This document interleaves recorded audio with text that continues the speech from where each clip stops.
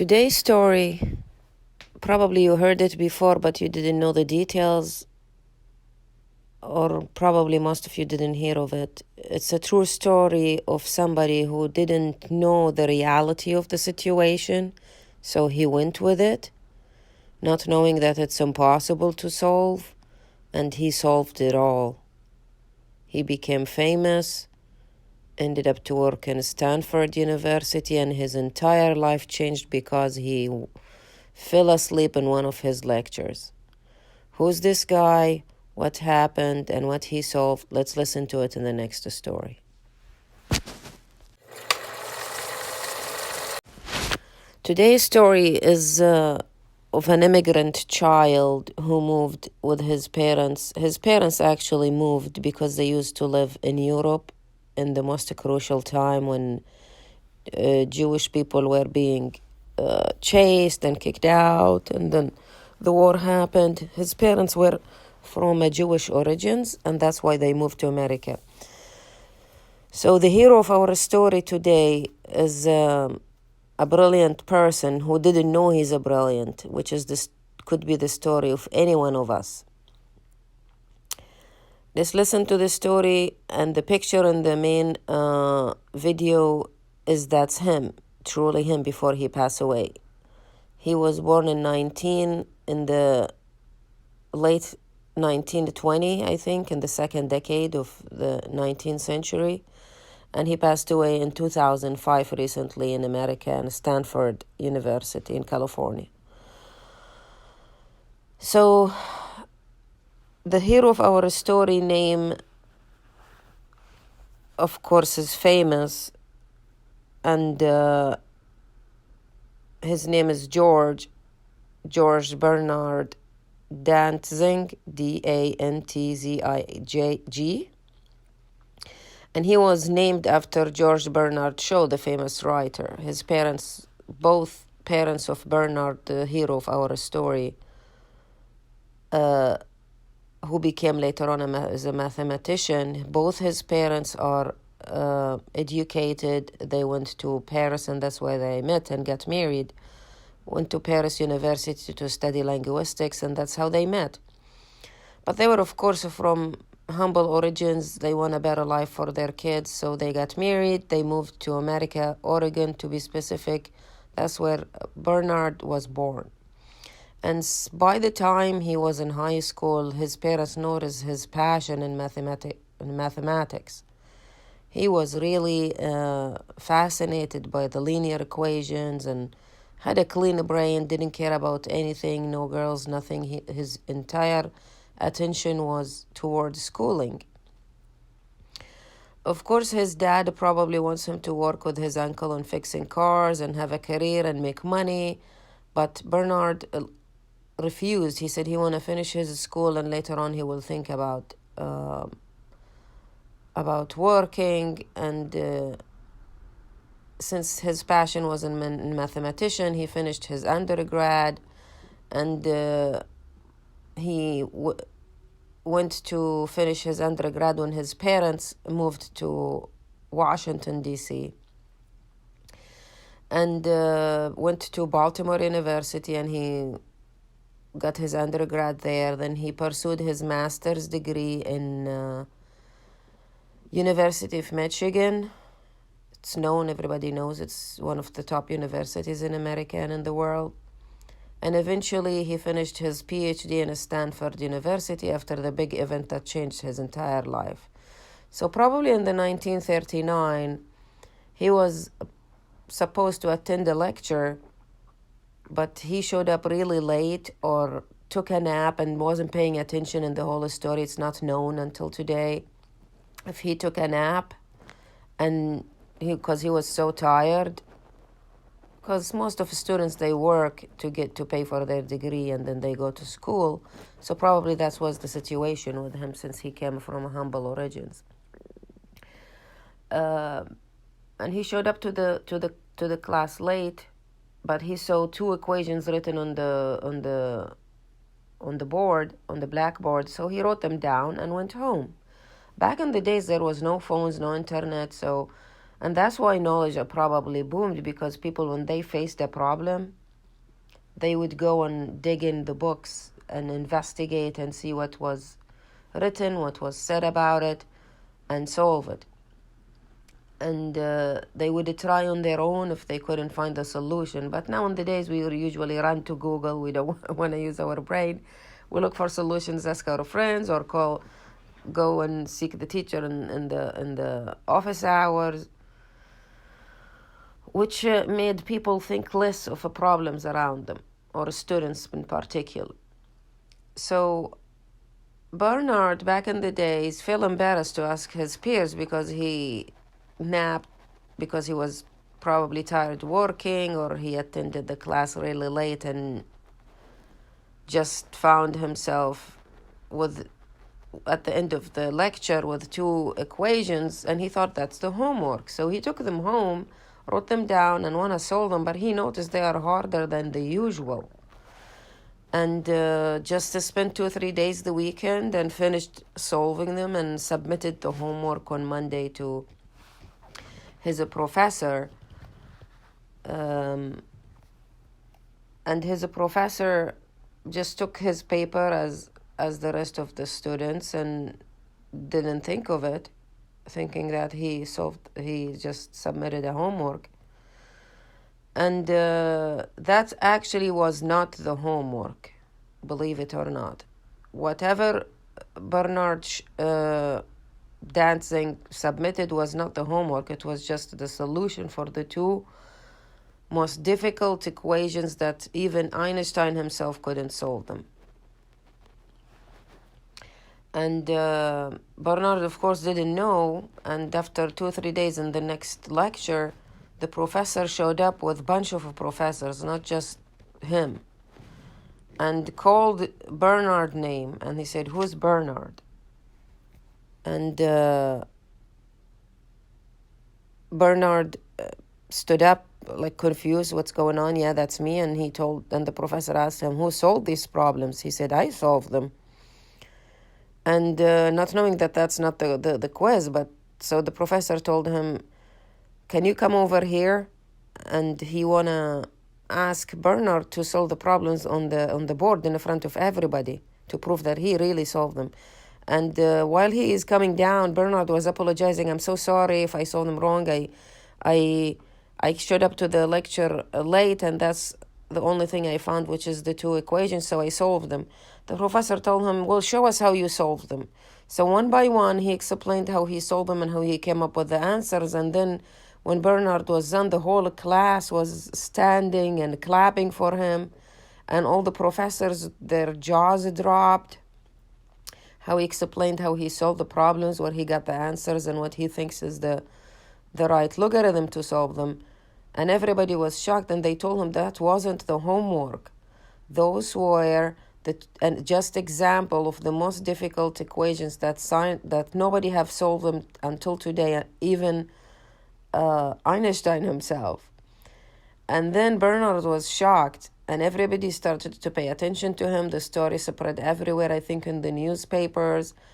He got, because of the story, he got admitted to Stanford University and got offered a job as a professor there, and that's where all his research came to be in public. He had amazing contributions in the realm of mathematics and the linear equation, and he probably was one of the major scientists who solved not just 2 impossible equations, but he came up with a theory that's called simplex, which is how to solve complex equations in the linear equation realm of science in a simple way, not to have it really complicated. To the point that when he even was thinking about his thesis and what he wanna have his topic about, his professor back then, his name is Neyman, Neyman, told him, "You could put these 2 equations in a binder and explain how you solve them, and I'll accept it as your PhD thesis or a master's degree thesis. I forgot which one. And that's the story. And this actually is an amazing story. I experienced it myself. It tells you how your brain can trick you in thinking that the impossible is impossible once you know it's impossible, and have you give up even before you try. So this younger student, because he showed up to the lecture late, he didn't know that these are two impossible equations. He thought it's just a homework. So his brain did the best, used his maximum mental power to solve these problems, and they were solvable. Probably if he took them as the two most impossible equations in human history, he wouldn't even try even solving them. And myself, I experienced that life event personally. I know you're going to think I'm dumb and laugh at me, but it's a story that I'm so proud of, and I keep sharing it with everybody. Hopefully it will motivate you too.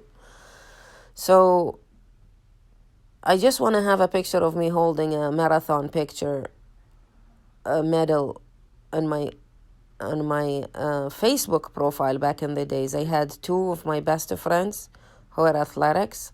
They had that picture holding the full marathon medal as their profile picture. And I just want to have that. So I decided to put running a marathon on my bucket list. I have a bucket list that I wrote myself, and I posted it one day on my social media back in the days when I had one. Now I don't have one. I called one of them. He didn't pick up. So I called the other one, and he also didn't pick up. So I went to the gym as usual. And I did a little bit of a challenge. I do it Monday, Tuesday, and Monday, Wednesday, and Friday. I do a cycling for an hour, which was really tough. Just because I want to be fit and be healthy. And it was my way to commit to something, because once you do go to the gym on your own, you quit. Sometimes you feel tired or pain in your muscles and you quit. But if you are in a group, in a cycling class, that forced me to stay until the end, and you become a family with them. You see them 3 times a day for 3 long hours. So you will feel embarrassed to leave. They would start booing at you if you quit in the middle of the class, and you don't want that to happen. So I committed to it. Probably that made me athletic a little bit and fit. With time, I kept doing it for months. But I never run, I never jog, I never do cardio, I never do anything else. Anyway, one day I heard marathon. It was a Friday, everybody was saying goodbye to each other, and I heard marathon like in the side of my ears. And I said, oh my God, I want to do it this year. When is it going to be held? And one of them started chuckling at me. He said, oh, did you even practice for it? It's after tomorrow. So today's a Friday. We're saying goodbye to see each other Monday. And he said the marathon is on Sunday. I felt embarrassed and I stayed silent. I didn't talk back to him. I just cleaned my bike. I left, say goodbye. Immediately went back home and I called these 2 friends. As I said, one of them didn't pick up. The other one picked up eventually. And he said, well, that's a good idea. How long have you been practicing? It's really an amazing experience. I said, I never practiced for it. Can I go? Am I going to have a heart attack? So my main concern is that am I going to have a heart attack running a marathon without practicing? Because that's what everybody told me. Practice. Did you practice? And I didn't. He said, well, that's not a problem, but your body is not equipped to run a full marathon. In America, we have something called 5K, and if you did 5K, that's going to be great. Or if you run a little bit like quarter marathon or half marathon, your body won't be able to finish one, but that's considered an accomplishment because we have those races in America. But then he gave me tips like wear 2-3 socks so you don't have blisters, but that doesn't work. You'll still have blisters. Take candy with you, a bottle of water. You don't need to take any of that. People will feed you all the way through. So I just had a weight on me. Anyway, and he told me not to jog when I start out with enthusiasm and burn myself from the very beginning. Just walk and jog and walk and jog, but don't sit down. Try to stretch every mile or two, and that's what I did. And then he told me, "Did you sign up?" I said, "No, I didn't know I have to sign up. I thought even I just show up to the race." He told me, "No, you have to sign up and you have to pay." I told him, "Pay for what?" He said, "No, you have to pay. Are you kidding me?" Anyway, go online and sign up. So I went online, and it was that late. The signing up online was shut down. You have to go to the Dodgers stadium and sign up. And I did go. It was really difficult because it was crowded and parking was difficult, and it's in downtown. So I parked, and by the time I reached the kiosk, I met a girl who hurt her ankle. She said, "Don't buy it from them. It's so expensive because when you sign up last minute, it's like $300 or $200. She said, "I'm gonna give you mine for $60. Just give me 60, pay me PayPal, and I'll give it to you." I was so thrilled, and I thought that God has His plan for me to run this full marathon because I was gonna quit. I'm a student. I didn't want to pay the $200-300. That's a lot of money. And I thought, oh, it's God's word, I shouldn't do it this year. I didn't practice, and I don't have. But this girl, when she showed up and told me, "I'll give you my bib number because it's unrefundable and she wants her money back," I was so happy, and I thought, it's God's word, I'm going to go and do it. Anyway, and get that goddamn picture for my Facebook with the medal. I was determined I'm going to finish it, all of it. And I paid her through PayPal. I paid her even $20 more or $30 out of enthusiasm and as a thank you for her, because I'm saving anyway, and she's giving it to me as a discount. She told me, "Are you sure you want to do that?" I said, "Yeah, absolutely." And I thanked her, and I took the bib number and I showed up. And of course, you shouldn't do that because the bib number has your real name, your address in case something happened. Like in marathon race in Boston, the unfortunate event that happened. If something happened to you, they will know who you are. And then people can take your bib number and see how far you went online. There is an access for it online. So I didn't know all these things until I finished the race, and my friends told me, "Oh, you have a different name online." I said, "Wow, they put our public information and my real name and everything, date of birth and everything online." So I was lucky that it wasn't my info. Nobody cares now, but when I posted my pictures, everybody was questioning the name difference. And I told them the story and what happened, which was a cool addition to the story. Anyway, long story short, I started the marathon and I did all of it alone. Like, I started alone. Nobody was with me. It was a crazy idea. I don't know why I did it alone. Probably it was last minute, and it was that difficult. Nobody want to join me from the gym or my girlfriends. I started it and I did as my friend told me. I jogged a little bit, walked a little bit, and there are stations. They tell you 3 miles, 4 miles, 6 miles. By the like 8th, 9 miles, I was in Hollywood. I said, "How long?" Maybe 12. I said, "How long is this race? I'm tired." They said it's 29 miles. I was smack my head. Oh my God, are you serious? And I didn't know even what a 29 miles, but it sounded a big number because where I was going to school, we didn't use that numerical system. We used the kilometer, we used the meter, we used the kilogram. So I had to take my phone out, and I did the math, and it says it's 45 kilometers. And I thought I should just finish it, and I just going with the people. I did the stretch. I gave everybody high five, even the police officers, because it's going to give you a boost and energy. By mile 19 or 21 or 20, I think my body gave up. I couldn't stand straight. So I was walking hunched back or leaning forward because I couldn't stand up straight. Oh my God, they gave you sprays, they spray your muscles, and everybody was telling me at the end, don't sit down, just keep walking. And believe it or not, I finished I finished the entire race. It took me probably 5 or 6 hours, but I did it. And nobody was there to pick me up because the finish line was in Santa Monica. I had to walk to the metro station, tell my story to the police officer that nobody's there to pick me up. I didn't think I'll finish the race. I started in LA. I have no family. My car is parked in downtown LA. And I just did it, all of it. And I got the medal, got the pictures, and that's it. That's the end of the story. So the moral of the story is equivalent to the story I just told you. My brain didn't know that this massive race is a 29-mile, and I actually did probably 33 miles because I walked from my car to the beginning of the line of the race, and I walked from the end of the race to the metro station, from the metro station to my car. I did way too much walking that day, to the point that after a week, my nails are starting to fall off, my toenails. That's how hard the walk was, and how the impact of you hit the front of the shoes. An LA marathon wasn't a straight line. It had hills, which is bad. It shouldn't have hills.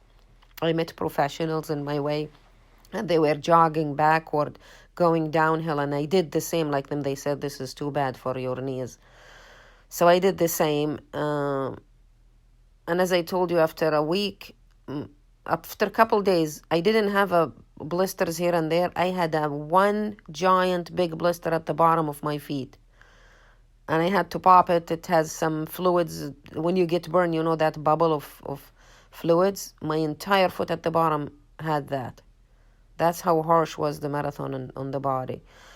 Nothing serious, like my joints healed in 2-3 days, but my nails, some of them fell off. I thought I have cancer. Like, I forgot I even ran a marathon after 2 weeks. Why would my nail fall after 2 weeks? I thought I have cancer or something. But that was how hard the marathon on the body is. But the most important part is mentally. I didn't finish it physically. I didn't practice for it. But I was an active person, as I told you, a healthy person. So when your brain doesn't know how difficult the task is and if it's impossible or not, your body will go with it. After that, my whole perspective about myself changed. I was jogging that day like, fuck my past, welcome my future. I thought my entire life through, everybody has music in their ears. I still think music is a pollution for the person. If you're doing something, just have your thoughts clear. You won't have a train of thoughts like usual. Music would distract you, so I didn't have that type of distraction when I was jogging. I thought my entire life through. I even filtered my bucket list. Why do I have dumb stuff in my bucket list? I want to have something of benefits. So I changed my bucket list.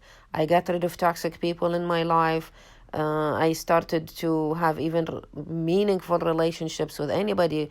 They should have a value in my life, as I should add a value to them. I started to trust myself more. I added more challenging things to my bucket list, which is finishing my PhD, and I did finish it. I changed my major. I got a tougher major, and I finished it. It was really difficult. That's another story. So yeah, I had so much belief in myself, and I trust myself way more than before. Because if people told you can't do something, like my friend on the phone told me I won't be able to do it. My friends in the gym told me I will never be able to do it because I didn't practice. But because I believed in myself, I finished it till the end of the line. And when people tell you you cannot do something or it's impossible, they are expressing their own limitations, not yours. You should never believe in anybody opinion about yourself until you do the deed and you fail. And even if you fail, that's the route to success, because we cannot succeed if we didn't fail. We have to try multiple methods.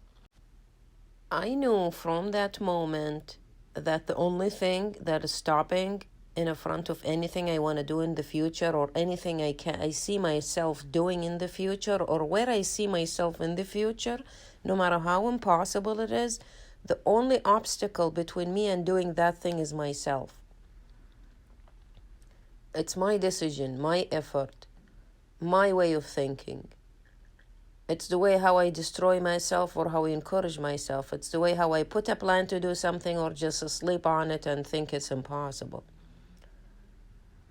Absolutely. Anything you want to do in life, you are the only obstacle between doing it and having it done. Or if it's a thought you think about and you want to do it in the future, you are the only obstacle standing between yourself and dreams, not anybody else. And that's simply the end of my story. Yeah. And the end of today's story too. Hope you learned something new. Leaving you until the next story. Much love and peace your way. Take care.